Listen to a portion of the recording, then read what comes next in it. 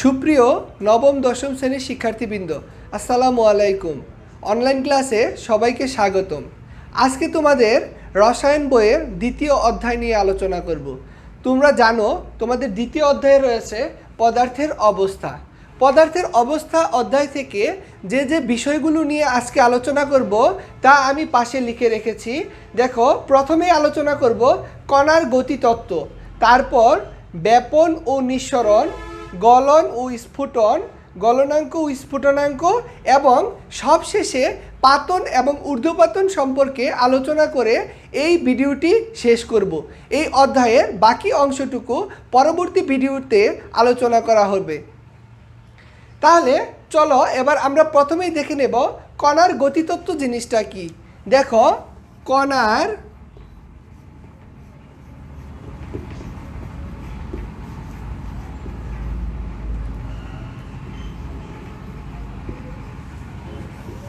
গতিতত্ত্ব।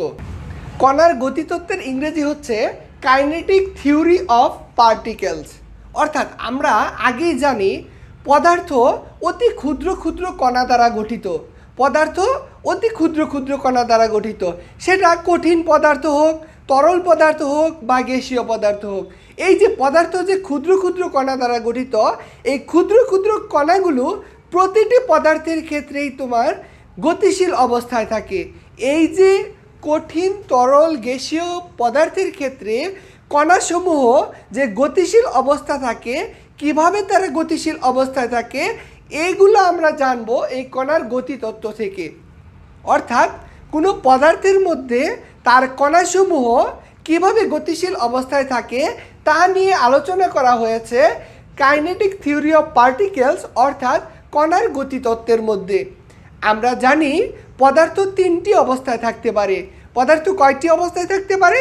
পদার্থ তিনটি অবস্থায় থাকতে পারে। কি কি? আমরা সবাই জানি পদার্থ কঠিন, তরল,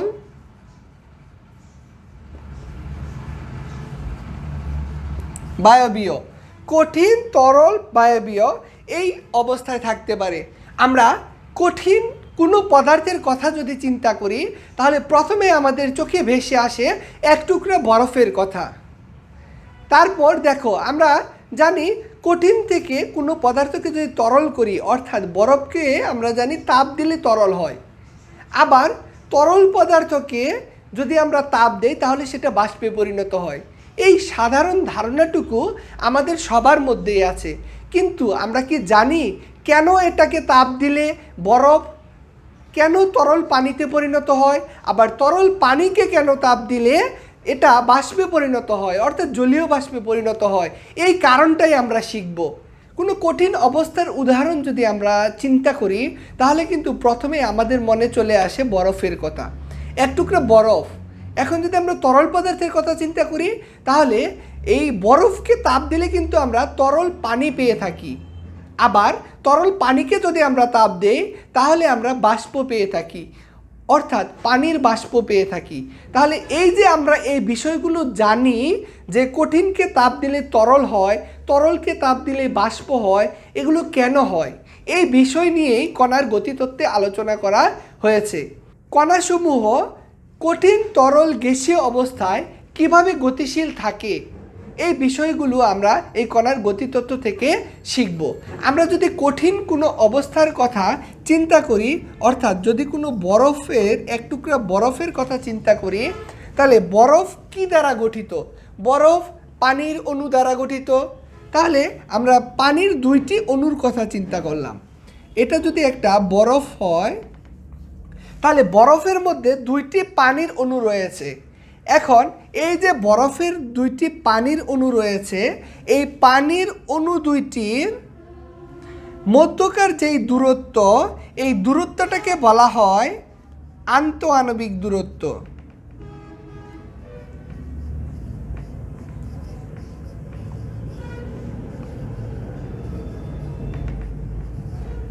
আন্তঃআণবিক দূরত্ব।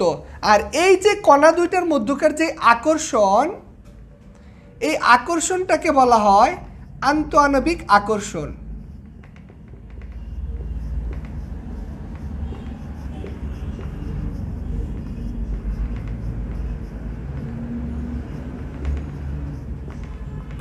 এখন এই যে বরফের মধ্যে যে পানির দুইটি অণু রয়েছে বা পানির দুইটি কণা রয়েছে, এখন এই বরফকে যদি আমরা তাপ প্রয়োগ করি, তাহলে তাপ প্রয়োগ করলে এই যে তোমার পানির অণু দুইটার মধ্যকার যে আন্তঃনবিক দূরত্ব রয়েছে, এই দূরত্বে থেকে এরা প্রতিনিয়ত কাঁপতে থাকে।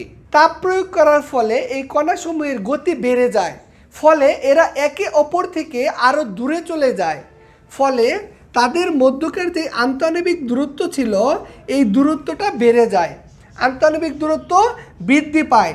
আন্তঃনবিক দূরত্ব বৃদ্ধি পাওয়ার ফলে এদের মধ্যকার যে আন্তঃনবিক আকর্ষণ রয়েছে এই আন্তঃনবিক আকর্ষণটা কমে যায়। এটা হচ্ছে তরল পানির ক্ষেত্রে।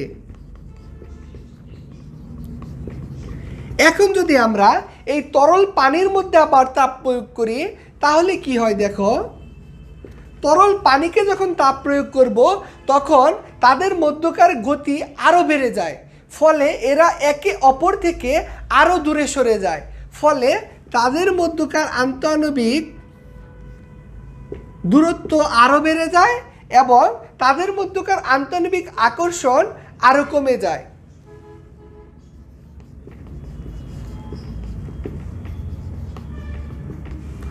অর্থাৎ আমরা এই বিষয়গুলো থেকে কি শিখতে পারলাম, যে কঠিন পদার্থের আন্তঃনবিক দূরত্ব সবচেয়ে কম আর আন্তঃনবিক আকর্ষণ সবচেয়ে বেশি, আর তরল পদার্থের ক্ষেত্রে আন্তঃনবিক দূরত্ব কঠিন পদার্থের থেকে বেশি আর আন্তঃনবিক আকর্ষণ কঠিন পদার্থ থেকে কম, আর গ্যাসীয় পদার্থের ক্ষেত্রে আন্তঃনবিক দূরত্ব সবচেয়ে বেশি আর আন্তঃনবিক আকর্ষণ সবচেয়ে কম।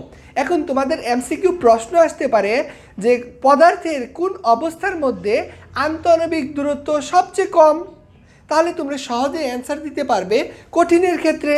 আর যদি প্রশ্ন আসে যে পদার্থের কোন অবস্থার মধ্যে আন্তঃনবিক আকর্ষণ সবচেয়ে কম, তাহলে তুমি সহজে উত্তর দিতে পারবে পদার্থের গ্যাসীয় অবস্থার মধ্যে আন্তঃনবিক আকর্ষণ সবচেয়ে কম। নিশ্চয়ই তোমরা এই বিষয়গুলো বুঝতে পেরেছো। এবার আমরা শিখব ব্যাপন ও নিঃসরণ কি। ব্যাপনের সংজ্ঞা তোমরা ক্লাস 8-এর বইয়েও শিখেছ, আমি আবার বলছি। ব্যাপন হচ্ছে কোনো মাধ্যমে কঠিন তরল বা গ্যাসীয় বস্তুর স্বতঃস্ফূর্ত ও সমভাবে পরিব্যাপ্ত হওয়ার প্রক্রিয়াকে ব্যাপন বলে। তাহলে ব্যাপনের মধ্যে এই ওয়ার্ড দুইটা সমভাবে ও স্বতঃস্ফূর্তভাবে খুবই গুরুত্বপূর্ণ। কারণ হচ্ছে ব্যাপন হতে হলে যেই কোনো মাধ্যমে ওই পদার্থগুলো ছড়িয়ে পড়তে হবে, সমভাবে ছড়িয়ে পড়তে হবে, আর স্বতঃস্ফূর্তভাবে অর্থাৎ নিজে নিজেই। আমরা যদি ব্যাপনের উদাহরণগুলো লক্ষ্য করি, যেমন আমরা যদি 1 গ্লাস পানির মধ্যে 2 চামচ চিনি দেই, চিনি দিয়ে যদি একটা সমশক্ত মিশ্রণ তৈরি করি, তাহলে তুমি গ্লাসের উপরের অংশ থেকে শরবত খেলে যে পরিমাণ মিষ্টি লাগবে নিচের অংশ থেকে খেলে কিন্তু একই পরিমাণ মিষ্টি লাগবে। অর্থাৎ এই যে চিনি সমভাবে গ্লাসের পানির উপরে এবং নিচে ছড়িয়ে পড়ার যে প্রসেসটা, এটাই হচ্ছে ব্যাপন। আমরা বডি স্প্রে ব্যবহার করার সময় বডি স্প্রেতে চাপ দিলে যেই গ্যাস বেরিয়ে আসে, ওই গ্যাসের যে গন্ধ এটা কিন্তু নিজে নিজেই ছড়িয়ে পড়ে। আমরা গায়ে বডি স্প্রে মেখে কিন্তু এটা ছড়িয়ে দেই না, এটার গন্ধ কিন্তু একা একাই ছড়িয়ে পড়ে স্বতঃস্ফূর্তভাবে। এই জন্য আমরা ব্যাপনের সংজ্ঞায় বলেছি কোনো মাধ্যমে কঠিন তরল বা গ্যাসীয় বস্তুর স্বতঃস্ফূর্ত ও সমভাবে ছড়িয়ে পড়ার প্রক্রিয়াকে ব্যাপন বলে। নিঃসরণের সংজ্ঞা আমরা এভাবে দিতে পারি, সরু ছিদ্রপথে কোনো গ্যাসের কণাসমূহ উচ্চচাপ অঞ্চল থেকে নিম্নচাপ অঞ্চলে বের হওয়ার প্রক্রিয়াকে নিঃসরণ বলে। অর্থাৎ আমরা যে একটু আগেই বডি স্প্রে ব্যবহার করলাম, এই বডি স্প্রেতে যখন আমরা চাপ প্রয়োগ করি তখন কিন্তু বডি স্প্রের ভিতরে যে কণাগুলো থাকে এগুলো সব একসাথে জড়ো হয়। জড়ো হয়ে খেয়াল করবে বডি স্প্রের মুখে যে সরু একটা ছিদ্র থাকে, এই ছিদ্র দ্বারা বের হয়ে আসে। এই যে বের হয়ে আসলো, বের হওয়ার প্রক্রিয়াটা হচ্ছে তোমার নিঃসরণ। আর বের হওয়ার পর গন্ধটা যে ছড়িয়ে পড়লো, এই ছড়িয়ে পড়ার প্রক্রিয়াটা হচ্ছে ব্যাপন। এইখান থেকে আমরা আরেকটি প্রশ্নের সমাধান দিতে পারি। তোমাদের 2 নম্বরের জন্য একটি প্রশ্ন আসতে পারে যে ব্যাপন ও নিঃসরণের মধ্যে কোনটি আগে ঘটে এবং কেন? এই প্রশ্নটার উত্তর কিন্তু তোমরা এখানে পেয়ে গেলে। প্রথমে তুমি ব্যাপনের সংজ্ঞা দিবে, তারপর তুমি নিঃসরণের সংজ্ঞা দিবে।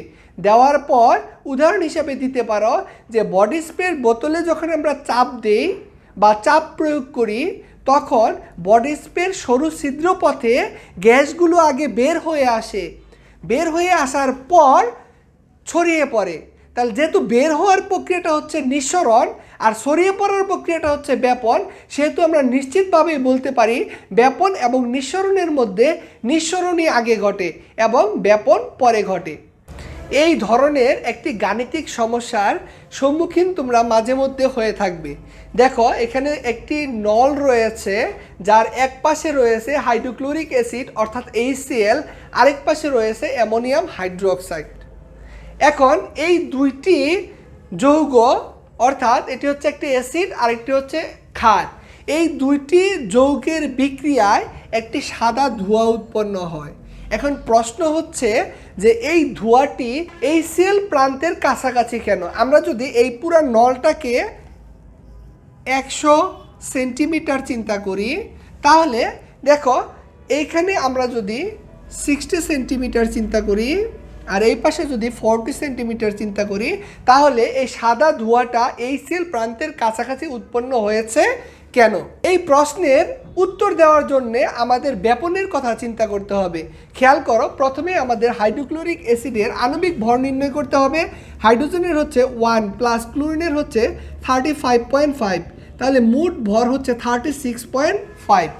আর এখানে যদি আমরা অ্যামোনিয়াম হাইড্রোক্সাইডের ভর হিসাব করি, নাইট্রোজেনের হচ্ছে 14 প্লাস 1 ইন্টু 4 প্লাস অক্সিজেনের হচ্ছে 16 plus 1 equal 14 plus 4 plus 16 plus 1, calculation করলে হবে 35। খেয়াল করো, অ্যামোনিয়াম হাইড্রোক্সাইড ও হাইড্রোক্লোরিক অ্যাসিডের বিক্রিয়ায় কি উৎপন্ন হয়? HCl plus ammonium hydroxide. যেহেতু অ্যাসিড এবং ক্ষার বিক্রিয়া করবে, সবসময় লবণ এবং পানি উৎপন্ন হবে, তাহলে অ্যামোনিয়াম ক্লোরাইড প্লাস পানি উৎপন্ন হইল। এই যে সাদা ধোঁয়াটা, এই সাদা ধোঁয়াটা কিন্তু এই অ্যামোনিয়াম ক্লোরাইডের সাদা ধোঁয়া। তাহলে খেয়াল করো কেন এটা HCl প্রান্তের কাছাকাছি হলো। দুইটার ভর নির্ণয় করে আমরা দেখলাম অ্যামোনিয়াম হাইড্রোক্সাইডের ভর হচ্ছে 35 আর HCl এর ভর হচ্ছে 36.5। তাহলে ভর কম কার বলো তো? অবশ্যই অ্যামোনিয়াম হাইড্রোক্সাইডের। আর ভর যার কম তার ব্যাপন হার কি বেশি? অ্যামোনিয়াম হাইড্রোক্সাইডের ব্যাপন হার বেশি হওয়ায় এইটা বেশি ব্যাপিত হয়েছে, আর HCl অ্যাসিডের ব্যাপন হার কম হয়, এটা কম পরিমাণ ব্যাপিত হয়েছে। ফলে সাদা ধোঁয়াটা এইটা থেকে 60 সেন্টিমিটার দূরে হয়েছে আর HCl থেকে 40 সেন্টিমিটার দূরে হয়েছে। তাই এই অ্যামোনিয়াম ক্লোরাইডের সাদা ধোঁয়াটা HCl প্রান্তের কাছাকাছি হয়েছে। তোমরা নিশ্চয়ই এই সমস্যার সমাধান বুঝতে পেরেছো। এবার আমরা শিখব গলন, গলনাঙ্ক, স্ফুটন ও স্ফুটনাঙ্ক। গলন হচ্ছে যে প্রক্রিয়ায় কোনো কঠিন পদার্থ তরলে পরিণত হয়, ওই প্রক্রিয়াকে বলা হয় গলন।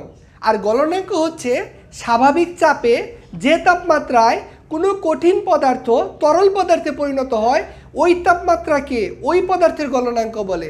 অর্থাৎ গলনটা হচ্ছে কঠিন থেকে তরল পদার্থে পরিণত হওয়ার একটি প্রক্রিয়া অর্থাৎ সিস্টেম। আর গলনাঙ্ক হচ্ছে ওই তাপমাত্রাটা যে তাপমাত্রায় কঠিন পদার্থ তরল পদার্থে পরিণত হবে। এবার স্ফুটন হচ্ছে যে প্রক্রিয়ায় কোনো তরল পদার্থ বাষ্পে পরিণত হয়, ওই প্রক্রিয়াটাকে বলা হয় স্ফুটন। আর স্ফুটনাঙ্ক হচ্ছে স্বাভাবিক চাপে যে তাপমাত্রায় কোনো তরল পদার্থ বাষ্পে পরিণত হয়, ওই তাপমাত্রাকে ওই পদার্থের স্ফুটনাঙ্ক বলে।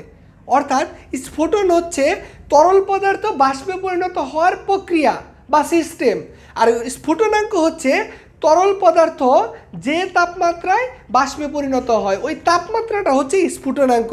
যেমন উদাহরণস্বরূপ আমরা বলতে পারি বরফের গলনাঙ্ক হচ্ছে 0 ডিগ্রি সেলসিয়াস আর পানির স্ফুটনাঙ্ক হচ্ছে 100 ডিগ্রি সেলসিয়াস। এবার পাতন ও ঊর্ধ্বপাতন।